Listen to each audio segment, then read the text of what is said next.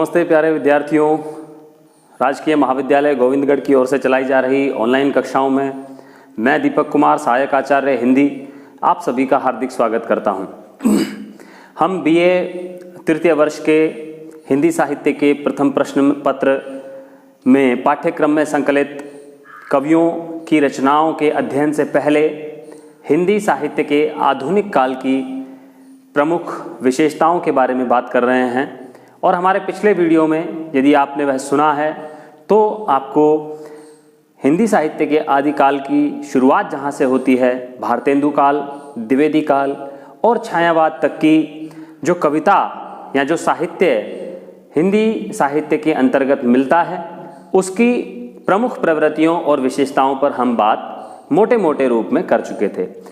ऐसी अनेक सारी बातें हैं जो अभी वीडियो के माध्यम से गहनता के साथ, क्योंकि अभी हमें पहले कवियों की जो संकलित रचनाएं हैं उन पर बात करनी है, इसीलिए हम बहुत मोटे मोटे तौर पर प्रत्येक युग की जो आधुनिक काल के जो अलग अलग युग हैं उनकी कविता में जो विशेष प्रवृत्तियां हैं उनकी हम मोटे मोटे स्तर पर बात कर रहे हैं, जिसमें हमने भारतेंदु काल, द्विवेदी काल और छायावाद युग की बात हम कर चुके हैं। और आज हम बात शुरू कर रहे हैं प्रगतिवाद से। तो आप जानते हैं कि 1936 तक का जो समय है वह छायावाद कहलाता है, छायावाद के अंतर्गत उसे स्वीकार किया गया है। 1936 में ऐसा क्या घटित हुआ कि एक बार फिर से युग में परिवर्तन आया और साहित्य की जो प्रवृत्तियां हैं वो फिर से बदली। तो हमें पहले ये समझना होगा। 1935 में पेरिस में एम फास्टर नाम के एक विद्वान थे। उन्होंने सबसे पहले पेरिस में 1935 में एक संस्था का निर्माण किया। उस संस्था का नाम था प्रगतिशील लेखक संघ। प्रगतिशील लेखक संघ की इकाई के रूप में सज्जाद जहीर और मुल्कराज आनंद की प्रेरणा से भारत में भी भारतीय प्रगतिशील लेखक संघ की स्थापना हुई। और भारतीय प्रगतिशील लेखक संघ की स्थापना 1936 में जब हुई तो उसका पहला अधिवेशन जब लखनऊ में हुआ तो उसकी अध्यक्षता हिंदी साहित्य के एक महान साहित्यकार, एक महान कथाकार, भारत के ग्राम्य जीवन को बहुत अच्छे से पहचानने वाले मुंशी प्रेमचंद के द्वारा उस अधिवेशन की अध्यक्षता हुई। और वहीं से ऐसा माना जाता है कि वो एक ऐसा पड़ाव था जहां से साहित्य में परिवर्तन आया, परिवर्तन को स्वीकार किया गया। और भारतीय प्रगतिशील लेखक संघ की स्थापना के बाद 1936 से ही, कुछ लोग 1938 मानते हैं, लेकिन आप मोटा मोटा ये मान के चलिए कि 1936 से हिंदी साहित्य में प्रगतिवाद का आरंभ माना गया। 1936 से प्रगतिशील लेखक संघ की जब जो कार्यवाहियां थी वो अमल में लाई गई, उसके बाद 1943 तक का जो समय है वह प्रगतिवादी साहित्य के कोटि में रखा जाता है। अब ये समय जो था इसमें क्या अंतर था कि छायावाद में जिस तरह की रचनाएं हो रही थी, क्या यहाँ आकर के वो रचनाएं कुछ अलग प्रकार से होने लगी थी? इसको हमें थोड़ा सा समझना पड़ेगा। छायावाद की प्रमुख विशेषताएं जो थी उनको थोड़ा सा आपको ध्यान देना पड़ेगा कि वहाँ सूक्ष्म सौंदर्य की बात की गई थी, मानव और प्रकृति के प्रेम की बात की गई थी, मानव और प्रकृति के सौंदर्य की बात की गई थी, आत्मा भी व्यक्ति परक रचनाएं यहाँ पर हो रही थी। यानी कि लेखक या कवि अपने जीवन में घटित घटनाओं से उत्पन्न होने वाले आंतरिक अनुभवों को कविता के रूप में ढाल रहे थे और अपने स्वयं के भावोद्गार जो हैं उनको व्यक्त कर रहे थे कविता में, जिसमें प्रमुख स्वर रहस्यवाद का था, प्रेम का था, वेदना का था, करुणा का था। लेकिन वह करुणा, वह वेदना, वह व्यक्तिगत वेदना थी। लेकिन प्रगतिशील लेखक संघ की स्थापना के बाद से जब प्रगतिवाद शुरू हुआ तो प्रगतिवाद में जो मनुष्य की वेदना का केंद्र था वह व्यक्ति न होकर के समाज हो गया। यहाँ पर क्योंकि प्रगतिवादी जो आंदोलन था वह कार्ल मार्क्स, अगर आपने राजनीति विज्ञान पढ़ा है तो प्रगतिवादी आंदोलन की जो मूल प्रेरणा रही है वह रहा है कार्ल मार्क्स का द्वंद्वात्मक भौतिकवाद सिद्धांत। द्वंद्वात्मक भौतिकवाद सिद्धांत में कार्ल मार्क्स कहते हैं कि मनुष्य का कदम कदम पर शोषण होता है और यही कारण है कि समाज में हमेशा दो वर्ग पाए जाते हैं, एक शोषक और एक शोषित। तो शोषित वर्ग जो वास्तविक मेहनतकश वर्ग है, उसका अधिकार हमेशा छीना गया है। जितना उसे मिलना चाहिए उतना उसे नहीं दिया गया है, अपितु उसकी श्रम पर कुछ पूंजीपतियों ने अधिकार कर लिया है। और यही कारण है कि जो शोषित वर्ग है वो लगातार निर्धन होता गया, पिछड़ता गया, और पूंजीपति वर्ग लगातार एक के बाद दूसरा आयाम स्थापित करते हुए बहुत ज़्यादा उन्होंने इस धन पर पूरा नियंत्रण कर लिया है समाज के। तो इस तरह से ये जो प्रगतिवादी आंदोलन है वो कार्ल मार्क्स के सिद्धांत को मानता है, और उसी आधार पर शोषित के प्रति सहानुभूति का भाव हमें यहाँ देखने को मिलता है, जबकि पूंजीपति और शोषक वर्ग के प्रति यहाँ आक्रोश का भाव देखने को मिलता है।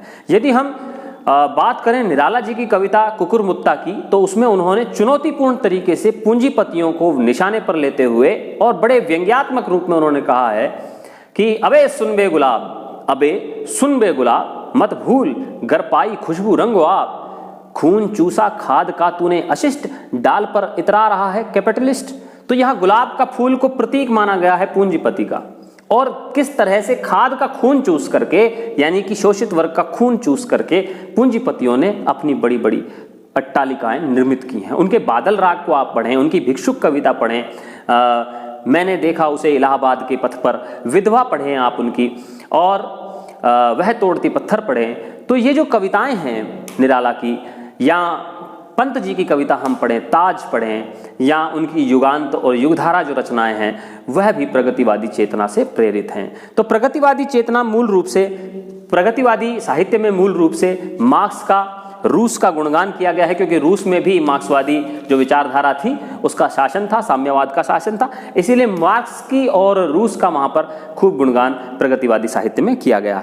यहाँ हम देखते हैं कि शोषित के प्रति सहानुभूति है, जैसा कि दिनकर जी ने भी कहा है। दिनकर जी हालांकि राष्ट्रवादी कवि माने जाते हैं, लेकिन जब सामाजिक स्थिति गरीब की खराब थी, या समाज में इतना डिस्क्रिमिनेशन था, विभेदीकरण था, तब वहाँ हमें देखने को मिलता है दिनकर जैसा राष्ट्रवादी कवि भी। और हुंकार उनकी एक रचना है, उसमें वो कहते हैं, श्वानों को मिलता वस्त्र दूध भूखे बालक कुलाते हैं, माँ की हड्डी से चिपक ठिठुर जाड़े की रात बिताते हैं। तो इस तरह की पंक्तियाँ जो सामाजिक जो भेदभाव है, उस भेदभाव को केंद्र में रख करके और सामाजिक दुर्दशा देखते हुए जिस तरह की रचनाएं हमारे सामने आती हैं वो प्रगतिवादी रचनाएं हैं। यहाँ हम देखते हैं पूंजीवाद का विरोध दिखाई देता है, क्रांतिकारी भावना भी कवियों के भीतर दिखाई देती है, और सब कुल आमूल चूल परिवर्तन करने की एक भावना कवियों में दिखाई देती है। यदि हम बात करें पंत जी की, तो पंत जी ने कहा है कि कवि, माफ कीजिए, बालकृष्ण शर्मा नवीन जी ने कहा है कि कवि कुछ ऐसी तान सुनाओ जिससे उथल पुथल मच जाए। तो उथल पुथल मचा देने का भाव कवि भरना चाहता है। राष्ट्रीयता का भाव यहाँ पर आपको देखने को मिलेगा कि यहाँ राष्ट्रीयता के प्रति वैसा भाव नहीं है जैसा दिनकर की कविता में मिलता है, लेकिन यहाँ पर राष्ट्र का जो अर्थ है वो कवियों ने इस रूप में समझा है कि यदि कोई राष्ट्र अपने नागरिकों की सुरक्षा नहीं कर सकता, अपने नागरिकों के लिए मूलभूत सुविधाओं की व्यवस्था नहीं कर सकता, तो ऐसे राष्ट्र का नष्ट हो जाना ही उचित है। ऐसा कहते हुए नागार्जुन ने कहा है, जहां न भरता भूखा पेट, जहां न भरता भूखा पेट, देश वह कैसा ही हो महानरक है। तो इस तरह से हम देखते हैं कि राष्ट्रीयता का बोध वहाँ उपयोगिता को केंद्र में रख करके और सामाजिक जो स्थिति है, दयनीय है गरीब वर्ग की, शोषित वर्ग की, उसको केंद्र में रखते हुए यहाँ राष्ट्रीयता पर विचार किया गया है। ईश्वर के प्रति, क्योंकि ऐसा कह दिया गया था, एक नीत्शे नाम के एक विद्वान हुए हैं पाश्चात्य जगत में, नीत्शे ने कहा कि ईश्वर मर चुका है और चर्च उसकी कब्रगाह है। आपने राजनीति विज्ञान में पढ़ा होगा।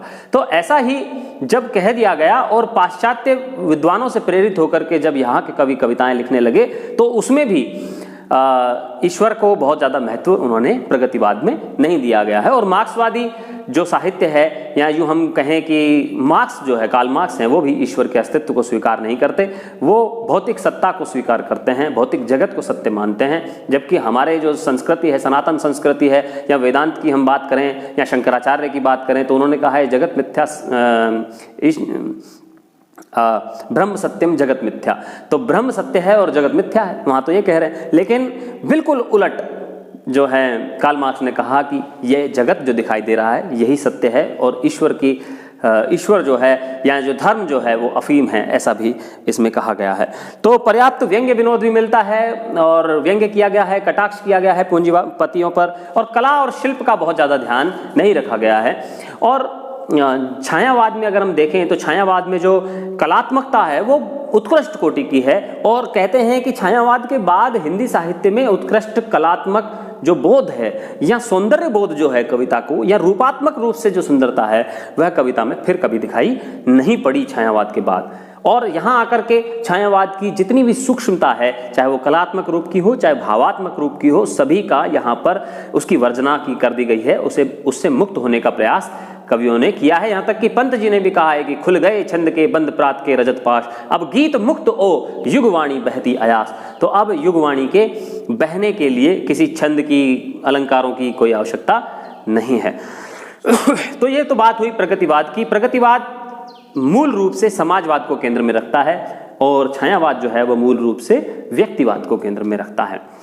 अब आगे बढ़ते हैं और अब बात करते हैं प्रगतिवाद के बाद 1943 में एक नया वाद, एक नया युग साहित्य में चलता है और उसे प्रयोगवाद कहा जाता है। जब 1943 में सच्चिदानंद हीरानंद वात्स्यायन अज्ञे ने 1943 में एक रचना का प्रकाशन किया। उस रचना का नाम था तार सप्तक। तार सप्तक में 7 कवियों की रचनाओं का संकलन किया गया था।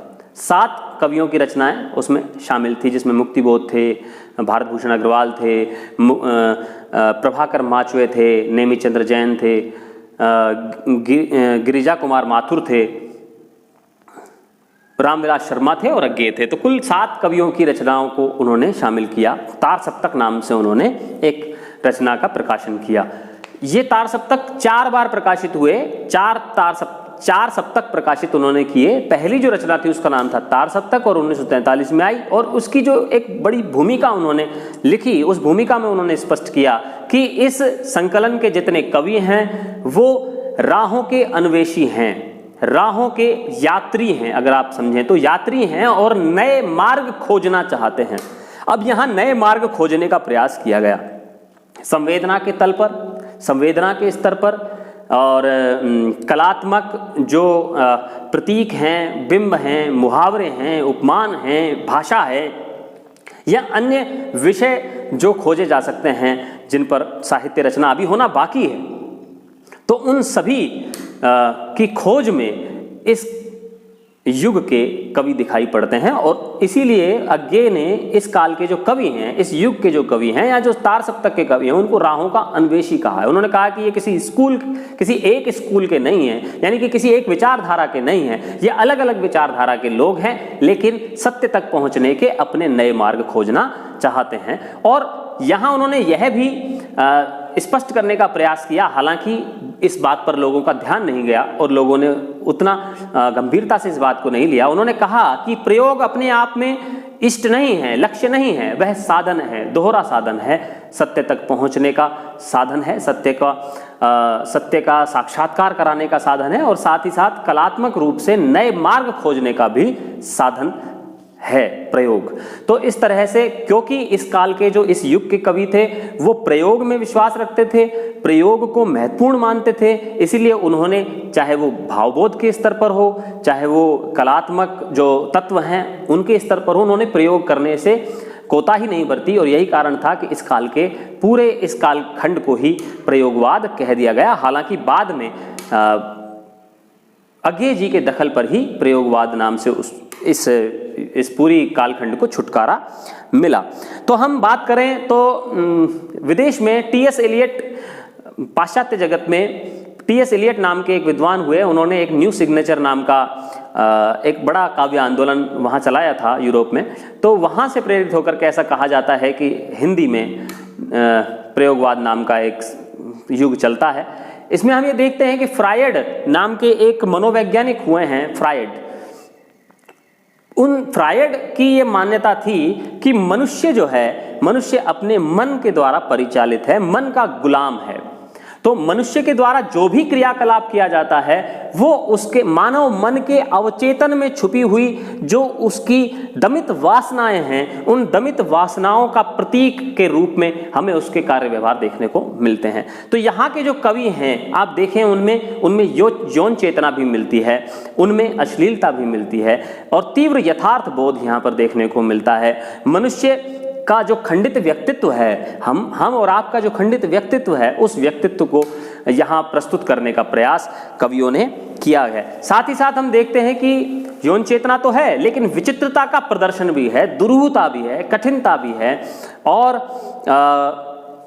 चमत्कार प्रदर्शन की भी भावना हमें इस काल की कविता में देखने को मिलती है। हालांकि जिस तरह से प्रगतिवाद के लोग ईश्वर को नहीं मानते हैं, वैसे ही यहाँ भी ईश्वर को मानते नहीं है कवि और नास्तिकता का प्रदर्शन इस काल की कविता में होता है।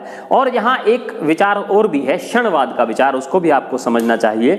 सार्त्र और नीत्शे, किर्केगार्ड नाम के कुछ विद्वान हुए हैं पाश्चात्य जगत में, उन्होंने एक सिद्धांत दिया है क्षणवाद का सिद्धांत। क्षणवाद का सिद्धांत का मतलब है कि मनुष्य का जीवन कुछ क्षण का है और प्रत्येक क्षण को मनुष्य को पूरी आत्मिकता के साथ, पूरी हार्दिकता के साथ और पूरे मनोयोग के साथ जीना चाहिए, क्योंकि आज अभी जो है हो सकता है वो कल हो न हो। तो इस काल का जो कवि है वो क्षणवाद में विश्वास रखता है। वो ऐसा मानता है कि जो आप करना चाहते हैं या जो आप व्यक्तित्व का निर्माण करना चाहते हैं उसके लिए जो सर्वश्रेष्ठ क्षण है वो अभी है, यही है, और इसके बाद और इससे पहले कुछ नहीं है। अगर पहले आपके द्वारा कोई गलती की गई है तो उसका कोई महत्व नहीं है, भविष्य में आप क्या करेंगे उसका कुछ पता नहीं है। मानव परिस्थितियों का गुलाम है, वो कुछ भी कर सकता है।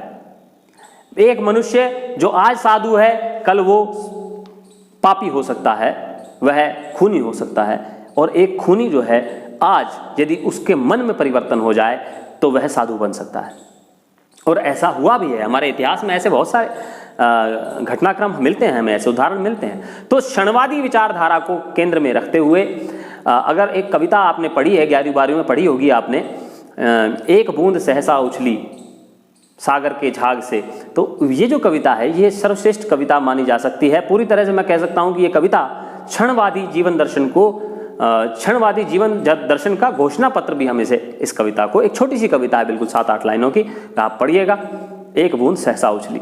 तो इस तरह की रचना हमें यहाँ पर मिलती है। आगे हम बात करते हैं, जब प्रयोगवाद का नाम बहुत ज़्यादा प्रसिद्ध हो गया और प्रयोगवाद बहुत ज़्यादा प्रचलन में आ गया नाम, तब कुछ लोगों ने तो ये भी कह दिया कि प्रयोगवादी जो कविता है वो बैठे ठाले का धंधा है, कैसे भी कविता, कैसे भी 2-4 शब्द ऊपर नीचे जोड़ करके बना लो वह कविता बन जाती है।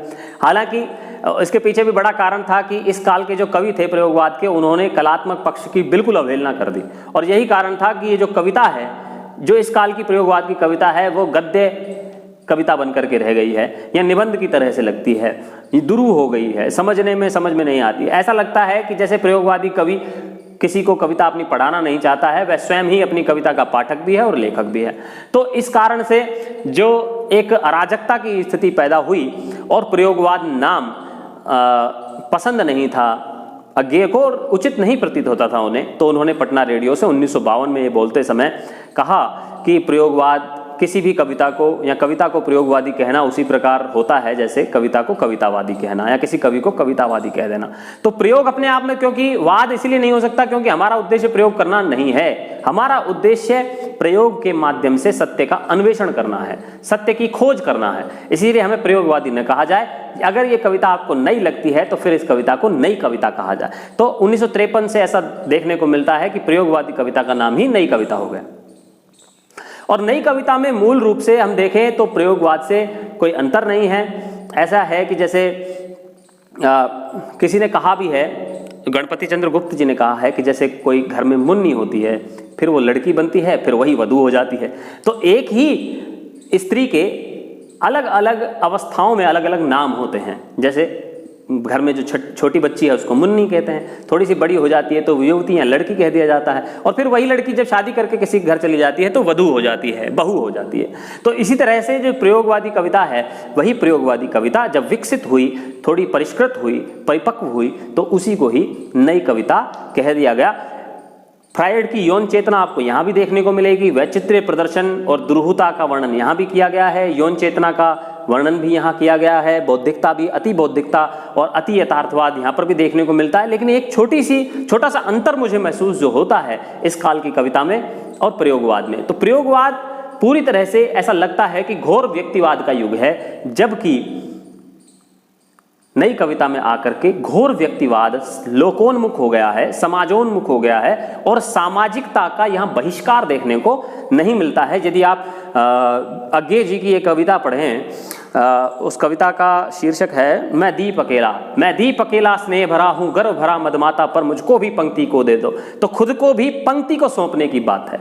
जैसे आपने देखा है कि दिए होते हैं, दीपावली में दिए जलाते हैं, यदि एक दिया उसमें से हटा लिया जाए तो पंक्ति थोड़ी सी बुरी लगती है, पंक्ति भी बुरी लगती है, और उस दीपक का भी कोई महत्व नहीं रह जाता जब वह घर में उसको बुझा करके रख दिया जाए। तो मनुष्य को यह प्रयास करना चाहिए कि मेरे कार्य इतने श्रेष्ठ हों कि जब मैं समाज में खड़ा हूं तो मेरा भी महत्व बढ़े और मेरे माध्यम से समाज का भी महत्व बढ़े। अलवर गौरवान्वित था, पहले से गौरवान्वित था। इमरान खान मेरे एक मित्र हैं, आप जानते हैं सभी, ऐप गुरु हैं इमरान खान। इमरान खान की बात अगर हम करें तो इमरान खान वो पंक्ति का दीपक हैं। जब अपने घर में बैठे थे तब पंक्ति अच्छी नहीं लग रही थी, लेकिन जब उस दीपक को पंक्ति में रख दिया गया तो इमरान खान का महत्व तो बढ़ा, साथ ही साथ पूरे अलवर जिले का महत्व भी बढ़ा। अलवर जिले का नाम हिंदुस्तान में ही नहीं विश्व में भी पटल पर दिखाई दिया, उसको चिन्हित किया गया। तो प्रत्येक व्यक्ति में वो सामर्थ्य है कि वह पंक्ति का दीपक बने। तो ये जो नई कविता की विशेषता है, वो नई कविता की विशेषता है कि व्यक्ति को अपने कार्यों को इस तरह से प्रस्तुत करना चाहिए या अपनी योग्यता का इस तरह से प्रयोग करना चाहिए कि वह समाज में अपनी जो महत्ता है वो स्थापित कर सके। तो यहां हम देखते हैं नई कविता में कि व्यक्तिवाद जो है वह समाजवाद के सापेक्ष है, समाजोन्मुखी व्यक्तिवाद हमें यहाँ देखने को मिलता है। तो नई कविता की बात, नई कविता में भी वही नए प्रतीक हैं, नए उपमान हैं, व्यंग्यात्मकता भी है, और व्यंग्य के माध्यम से सामाजिक जो बुराइयां हैं या राजनीतिक जो बुराइयां हैं या मनुष्य की चारित्रिक जो बुराइयां हैं उनको उभारने का प्रयास है व्यंग्यात्मकता से किया गया है। अज्ञे जी की एक कविता मुझे बड़ी पसंद आती है और बहुत प्रसिद्ध कविता है, जिसका शीर्षक है सांप। उसमें वो कहते हैं, सांप तुम सभ्य तो नहीं हुए, नगर में बसना भी तुम्हें नहीं आया, फिर एक बात पूछूं दोगे उत्तर, डसना कहां से सीखा, विष कहां से पाया। डसना कहां से सीखा, विष कहां से पाया। सांप से पूछ रहे हैं, अगर तुम नगर में नहीं बसे तो फिर बताओ कहां से सीखा, डसना कहां से सीखा, विष कहां से पाया। यानी कि नगर में रहने वाले लोग अवसरवादी प्रकृति के होते हैं या हो जाते हैं, और सांप भी अगर वहां चला जाए तो वह भी अवसरवादी प्रवृत्ति सीख जाता है। तो यहां आप देखें कि कितनी सूक्ष्मता से सांप का प्रतीक बना करके अवसरवादी लोगों पर व्यंग्य और कटाक्ष किया गया है। तो इस तरह की प्रवृत्तियां यहां देखने को मिलती हैं। और अंतिम कड़ी में, आज की कक्षा की अंतिम कड़ी के रूप में हम आज बात कर रहे हैं 1960 के बाद का जो साहित्य है। 1953 से लेकर 1960 तक का जो समय है वह नई कविता का समय कहलाता है। 1960 से लेकर के 1973 या 75 तक, और फिर 75 के बाद से जो समय है वह, पहले तो 60 से लेकर 75 तक का जो समय है वह साठोत्तरी, 60 के उत्तरी मतलब साठोत्तरी यानी कि 60 के बाद का समय। 1960 के बाद का समय साठोत्तरी साहित्य के अंतर्गत रखा जाता है, और 1975 के बाद का समय समकालीन साहित्य की श्रेणी में रखा जाता है। और यदि हम बहुत गहराई से इनकी पड़ताल करें कि इनके अंदर जो मूल रूप से अंतर क्या है, तो अंतर स्पष्ट नहीं होता, क्योंकि 1960 के बाद स्थितियां कुछ विशेष बदली नहीं है। आज़ादी मिल चुकी थी 1947 में, और आज़ादी के जितने स्वप्न सजाए गए थे कि आज़ादी के बाद ये हो जाएगा, भारत विश्व शक्ति बन जाएगा, हम आत्मनिर्भर हो जाएंगे, हमारे समाज से जाति की समस्या दूर हो जाएगी, जो राजनीति है वो चारों तरफ खुशहाली कर देगी, और भारत फिर से सोने की चिड़िया बन जाएगा। और जब 1962 में चीन का आक्रमण हुआ और चीन से भारत जब हार गया, तो एक मोहभंग की उत्पत्ति पूरे भारतीय समाज में होती है। मोहभंग होता है इस आज़ादी से। तो नागार्जुन जैसे कवि कहते हैं कि कागज की आज़ादी मिलती ले लो दो दो आने में। जब वो देखते हैं कि गरीबी उतनी ही है बल्कि ज़्यादा हो गई है और शासन की जो लगाम थी पहले अंग्रेजों के हाथ में थी और अंग्रेज कम थे, तो उसकी अव्यवस्था का जो नुकसान था वो कम जगह पर देखने को मिलता था। लेकिन अब अंग्रेजों के बाद जब भारतीयों के हाथ में आ गई है, तो अवसरवादी नेताओं ने भारत को किस तरह से आर्थिक क्षति पहुंचाना शुरू कर दिया है और अपने वोटों के लालच के लिए या वोट प्राप्त करने के लिए किस तरह की घृणित राजनीति की जा रही है, वह सारा परिदृश्य जब कवि को दिखाई दिया तो उन्होंने साठोत्तरी कविता हो चाहे समकालीन कविता हो, उसमें राजनीति पर, शासन पर और जो अव्यवस्था फैली हुई है पूरे जगत में, पूरे भारत में, उस पर दृष्टिपात किया और फिर उन्होंने पूरी सपाट बयानी के साथ, यहाँ जो विशेषता मिलती है कविता की वो सपाट बयान, पूरे सपाट बयानी करते हुए जिस तरह से हम देखते हैं दुष्यंत की गज़लों में, कहाँ तो तय था चिरागा हर एक घर के लिए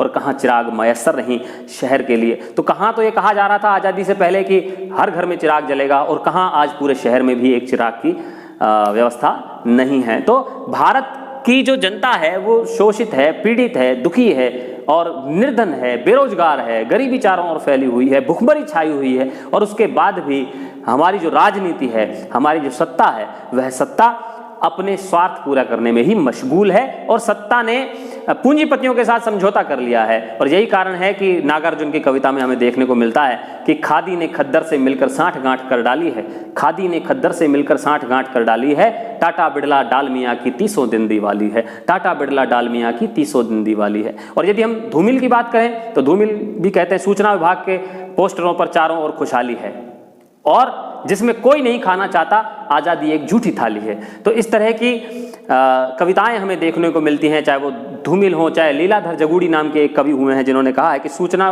उन्होंने लिखा है कि माफ़ कीजिएगा ये जो पंक्ति मैंने बोली शायद लीलाधर जगूड़ी की है। तो ये इस तरह की कविताएं हमें देखने को मिलती हैं। धूमिल की ये पंक्ति है कि एक आदमी रोटी बेलता है, एक आदमी रोटी खाता है, एक और भी आदमी है, एक तीसरा आदमी है जो न रोटी बेलता है और न रोटी खाता है, वह रोटी से खेलता है। एक तीसरा आदमी भी है जो न रोटी बेलता है न रोटी खाता है, वह रोटी से खेलता है। मैं पूछता हूं यह तीसरा आदमी कौन है, मैं पूछता हूं यह तीसरा आदमी कौन है, मेरे देश की संसद मौन है, मेरे देश की संसद मौन है। तो धूमिल की पंक्तियों के साथ आज की हम कक्षा को समाप्त कर रहे हैं। आज की कक्षा में हमने जाना कि प्रगतिवादी साहित्य, प्रयोगवादी साहित्य, नई कविता और साठोत्तरी और समकालीन कविता की प्रमुख प्रवृत्तियां क्या हैं। कल से हम हिंदी साहित्य के आधुनिक काल में हिंदी साहित्य के प्रथम प्रश्न पत्र में BA तृतीय वर्ष में जो कविताएं हमारे संकलित की गई हमारे पाठ्यक्रम में, उन कविताओं को हम पढ़ना शुरू करेंगे और कम से कम एक अध्याय की कविता हम पहले आपके लिए प्रस्तुत करेंगे जैसे हमने BA द्वितीय वर्ष के लिए की थी। तब तक के लिए अपना ध्यान रखिए, सुरक्षित रहिए, आनंद में रहिए और पढ़ाई करते रहिए। बहुत सारे लोग पढ़ाई नहीं कर रहे हैं, वीडियो नहीं देख रहे हैं, मुझे बड़ा भारी पीड़ा हो रही है। हम पंखा भी बंद हुआ पड़ा है, अभी ये पंखा भी बंद है, ये भी पंखा बंद है और ये सिर्फ इसलिए बंद है ताकि आपको जो वीडियो आप तक पहुंच रहा है, आपके कानों तक पहुंच रहा है, उसमें आपको स्पष्ट आवाज़ सुनाई दे, उसमें कहीं बीच में डिस्टर्बेंस नहीं हो। मेरे इस समय बहुत सारे पसीने आए हुए हैं, आप देख रहे होंगे, तो ये पसीनों का थोड़ा सा मूल्य हमें देना चाहिए आपको और कोशिश करिए कि पूरे वीडियो आप देखें और बहुत अच्छे से पढ़ाई करें। आपके जीवन की ऊंचाइयों के लिए मैं ईश्वर से प्रार्थना करता हूं, आप सब सफल हों अपने जीवन में, लेकिन सफलता आपको तभी मिलेगी जब आप पढ़ेंगे और अपना जो गुरुजी द्वारा जो मार्गदर्शन दिया जा रहा है उसका आप पालन करेंगे। बहुत बहुत धन्यवाद, शुक्रिया।